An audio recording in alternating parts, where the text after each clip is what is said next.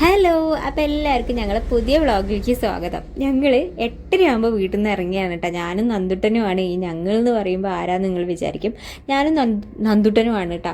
അപ്പോൾ ഞങ്ങൾ രണ്ടാളും കൂടി 8:30 ഇറങ്ങാനുള്ള കാര്യം, നമുക്ക് 10 മണിയാകുമ്പോഴത്തേക്കെങ്കിലും കട തുറക്കണം എന്നുണ്ട്.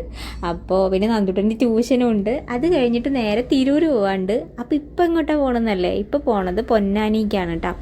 അപ്പോൾ എന്തിനാണ് പോകണമെന്നൊക്കെ വഴിയേ പറഞ്ഞുതരാം. അപ്പോൾ ഞങ്ങൾ കർമ്മ റോഡ് വഴിയാണ് പോണത്. ഈ കർമ്മ റോഡും പൊന്നാനിയും കേൾക്കാത്തത് മലയാളികളിൽ വളരെ വിരളമായിരിക്കും. പൊന്നാനി എന്ന് പറഞ്ഞ സ്ഥലം കേൾക്കാത്തല്ലേ.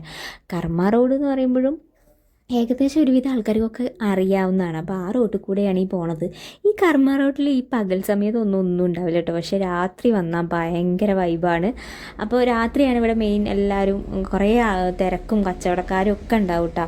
അപ്പോൾ ഞങ്ങൾ കർമ്മ റോട്ടിൽ കൂടെയാണ് പോണത്. ആരും വണ്ടികളൊന്നും ഇല്ലായിരുന്നു. കാരണം പൊന്നാനി മെയിൻ റോഡ് വേറെയാണ്. ഇത് കർമ്മ റോഡ് കൂടെ പൊന്നാനിക്ക് എത്തുന്ന റോഡാണ് കേട്ടോ. അപ്പോൾ എന്താ പറയുക, ഇതിൽ ഒരു പുതിയ പാലം വന്നിട്ടുണ്ട്. അപ്പം ഞാനും ഏട്ടൻ നാട്ടിലുള്ളപ്പോൾ ഞാൻ ഏട്ടൻ്റെ കൂടെ പോയതാട്ടോ ലാസ്റ്റ്. അപ്പോൾ പോയത് ഒരു ഇടവഴി റോട്ടിൽ കൂടെ ആയിരുന്നു കേട്ടോ. പക്ഷേ ഇത് പുതിയ പാലം ഇപ്പോൾ വന്നു. അപ്പോൾ നന്ദുട്ടൻ ഇതിനെ പറ്റിയിട്ടൊക്കെ ഭയങ്കരമായിട്ട് അറിയാം. എല്ലതും അറിയട്ടെ, എങ്ങനെയാണെന്ന് എനിക്കറിയില്ല. ഇതിൽ കൂടെ നന്ദുട്ടൻ ആദ്യമായിട്ടാണ് പോകണം. പക്ഷേ ഫുള്ള് വീഡിയോയിലും അതിലൊക്കെ കണ്ടിട്ടാണെന്ന് തോന്നുന്നുണ്ട്. നന്ദുട്ടൻ പറയുന്നുണ്ട് പാലം എത്തും, കുറച്ചും കൂടി പോകണം, കുറച്ചധികം പോകണം എന്നൊക്കെ പറയുന്നുണ്ട്. അങ്ങനെ ഞങ്ങൾ പാലത്തിലെത്തിയിട്ട് പൊന്നാനി ഹോസ്പിറ്റലിലേക്കാണ് നമ്മൾ പോകുന്നത് കേട്ടോ. അപ്പോൾ ഹോസ്പിറ്റലിൽ എന്തിനാണെന്നല്ലേ ഞങ്ങൾ രണ്ടാളും കൂടി ഹോസ്പിറ്റലിലെത്തിയത്. എൻ്റെ ഏട്ടൻ്റെ അനിയത്തി പ്രസവിച്ചെടുക്കുന്നുണ്ട് കേട്ടോ. അപ്പോൾ എൻ്റെ നാത്തൂന് പ്രസവിച്ചെടുക്കുന്നുണ്ട്. അപ്പോൾ കുട്ടീനെ കാണാൻ വേണ്ടിയിട്ട് പോയതാണ് കേട്ടോ. അപ്പോൾ അതിൻ്റെ അങ്ങോട്ട് ഉള്ളിലേക്ക് കയറ്റമൊന്നുമില്ല. കുട്ടീനെ പുറത്തേക്ക് കൊണ്ടുവന്ന് കാണിക്കുക ചെയ്യുക. അപ്പോൾ നന്ദുട്ടന് കുട്ടീനെ കുറച്ച് നേരം കയ്യിലൊക്കെ എടുത്തിട്ട് ഇരുന്ന് അങ്ങനെ ഞങ്ങൾ കുറച്ച് നേരമൊക്കെ അവിടെ ഇരുന്നിട്ട് കുട്ടി നീച്ചേ ഇല്ല കേട്ടോ. ഭയങ്കര ഉറക്കമായിരുന്നു. പകലൊക്കെ ഉറക്കാണെന്നാണ് പറഞ്ഞത് കേട്ടോ. അങ്ങനെ ഞങ്ങൾ വേഗം അവിടെ നിന്ന് ഇറങ്ങി. അപ്പോഴത്തേക്കും ടൈം ഒരുവിധം ഒരു 9:30 ഏകദേശം ആ ഒരു ഇതിലേക്കൊക്കെ എത്തിയിട്ടുണ്ടായിരുന്നു കേട്ടോ.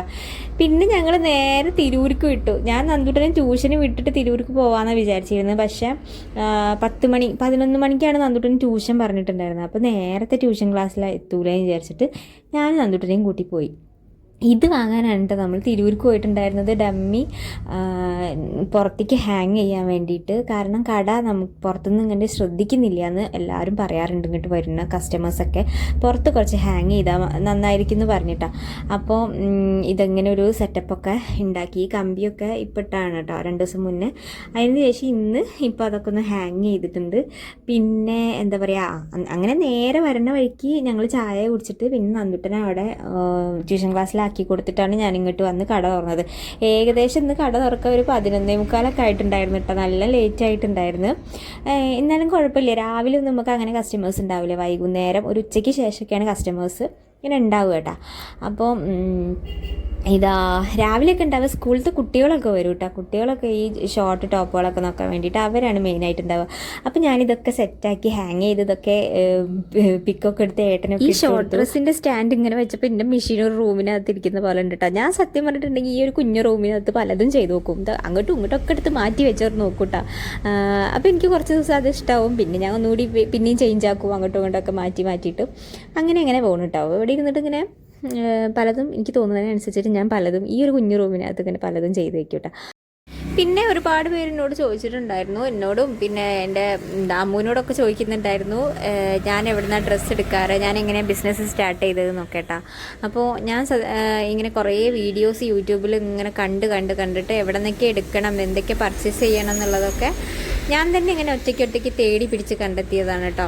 അപ്പോൾ ഇതിലിരിക്കുന്ന സാധനങ്ങൾ ഫുള്ള് ഞാൻ പല സ്ഥലങ്ങളിലായിട്ട് പർച്ചേസ് ചെയ്താൽ ഓൺലൈനായിട്ട് പർച്ചേസ് ചെയ്യുന്നുണ്ട്, ഡയറക്റ്റ് പോയി പർച്ചേസ് ചെയ്യുന്നുണ്ട്, അങ്ങനെയൊക്കെ ഉണ്ട്. പിന്നെ നമ്മുടെ ഷോപ്പിലേക്ക് വരുന്ന കസ്റ്റമേഴ്സൊക്കെ അവരുടെ അഭിപ്രായങ്ങൾ പറയുമ്പോൾ എനിക്ക് ഭയങ്കര സന്തോഷം തോന്നാറുണ്ട് കേട്ടോ. വില നല്ല കുറവാണെന്നൊക്കെ പറയാറുണ്ട്. അപ്പോൾ കളക്ഷൻസ് ഉണ്ട് എന്ന് പറയാറുണ്ട്. അപ്പോൾ ഭയങ്കര സന്തോഷം തോന്നാറുണ്ട് കേട്ടോ. പിന്നെ ഞാൻ വലിയൊരു ഇതിൽ മാർജിൻ ഇട്ടിട്ടല്ല ഡ്രസ്സുകൾ കൊടുക്കുന്നത്. കാരണം ഇവിടെ ഒരു സെയിൽസ് ഗേളായിട്ട് ഞാൻ തന്നെയാണുള്ളത്. അപ്പോൾ എനിക്ക് ഒരു സാലറി എനിക്ക് തൊഴിലാളികൾ വേറെ ആരുമില്ല. അപ്പോൾ അവർക്കൊന്നുള്ള സാലറി ഞാൻ കണ്ടെത്തണ്ട. പിന്നെന്തോ റെൻറ്റ് അത്ര നമുക്ക് താങ്ങാവുന്ന തരത്തിലുള്ള റെൻറ്റാണ്. അപ്പോൾ അത്രയും വില ഇടേണ്ട ആവശ്യമില്ല. അതൊക്കെയാണ് കേട്ടോ അതിൻ്റെ കാര്യങ്ങൾ. പതുക്കെ പതുക്കെ എല്ലാവർക്കും പ്രിയപ്പെട്ട ഒരു സ്ഥാപനമാക്കി മാറ്റണം എന്നുണ്ട്.